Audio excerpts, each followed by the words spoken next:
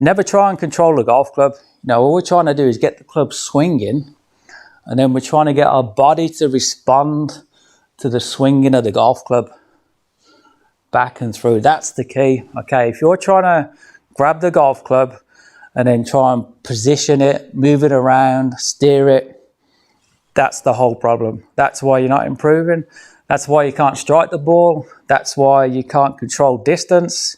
Because if you can't hit the ball out the middle of the club face, then you are never going to be able to control the distance on the shot. Because if you hit the ball out the toe, or the bottom, or the heel, or, you know, eventually the center, the ball will go different distances depending on where you hit the ball on the club face. It'll go a consistent distance if we can hit it out the center of the club face more often. And that's why you need this 3 degrees of motion, like smooth changes in direction back and through, a nice rhythm and tempo, because you will hit the golf ball. You'll do it. You know, your central nervous system will find a way of putting the golf club on the ball. First thing that we need to do though, we need to understand that we've got to have 3 degrees of motion. So what that is, it basically means that your wrists are nice and free, your shoulder joints, your knees, your ankles, your head. Okay, everything's got to be free, because the problem with, you know, when you're hitting bad shots, what you're doing typically is you're locking out something, you're locking a joint out, you're locking your wrist out, you're tightening up, you know, you're not relaxed. And we function a lot better when we're relaxed. You know, your brain, your central nervous system is an amazing piece of kit. So it's got the ability to help you really play and swing the golf club very efficiently if you let it, okay? If you're trying to lock things out or trying to get into a certain position, then that's just not going to happen. Start with single hand swing. So just start with the right hand, swing back and through. Feel the weight of the club head. Feel how the momentum from the weight of the club head hinges your wrists naturally. So I'm not trying to lock them out. They're just hinging back and through naturally. And I can feel the weight of the club head swinging back and through. Do that with the right hand first. What you're going to see down towards somewhere opposite my left leg as I come through, you can see the grip end of the club. It sort of pivots. So it actually pivots and then the club head swings forward. So it releases. That's what we want to do. We don't want to try and lean the shaft forward and start doing this. Okay, here I'm pushing the grip end of the club. I'm pushing, I'm forcing the golf club through. It's going to cause the shaft to stay backloaded, the face to stay open.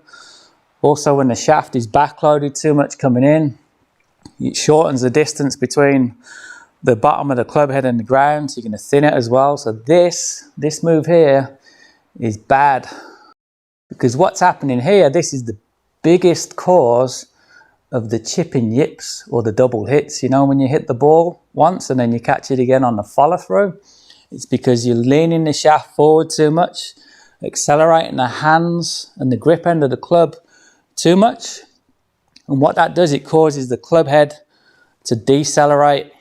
So if you start leaning and shoving the hands through this way, not releasing properly, the club head decelerates. So when you connect with the ball at this low speed and it pops off the club face, eventually when you do release it over here, you'll catch the ball again on the follow through. So that's why it's really good to do these one-handed swings. You can actually feel the proper swinging motion of the club head. You can feel the release, the cocking of the wrists going back and the release and uncocking of the wrist going through. And then you switch hands, do it with your left hand, get the same feeling. What we're trying to do really is just go with the golf club. Once you get that club swinging, your job is to be at one with that golf club. You've got to just go with it rather than trying to control the club. Okay, so I can feel that nice motion, smooth changes back and through. Now I'll put both hands on the club, keep the same motion going. Look how smooth that is. Smooth changes back and through. Typically bad chippers and pitchers of the ball will be sort of yanking the club back quickly this way. That's going to cause the shaft to load up too much, rushing it through. You know, you've got to get Nice smooth rhythm in your swing, back and through, and feel the weight of the club head. So you've got a few balls here, so what I'm going to do, just hit a few little shots here, just nice and relaxed, keeping that wrist nice and loose,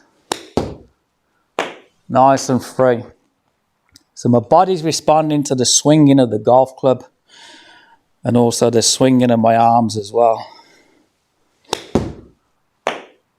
Contacts are nice and solid.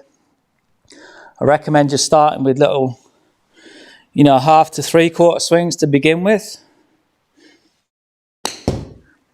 just to get the contact on the ball. If you watch the 7-iron training video, you'll see how I focused on sort of moving the grip end of the club away first. So it feels like the head of the golf club is getting left behind as I take the club away. And then you can start to see that free swinging motion going on now. My wrists are nice and free. Body feels nice and relaxed. There's no tension. And I can feel the weight of the club head swinging. Now bear in mind this shaft is really flexible. You can see that it doesn't actually flex too much when I'm swinging back and through. It's going to flex a little bit on the takeaway. It'll sort of bow backwards a little bit. But in transition, it will then load up a little bit. So we'll get a little bit of a load here at the transition point. And then as we come down and through, it'll unload as we go through.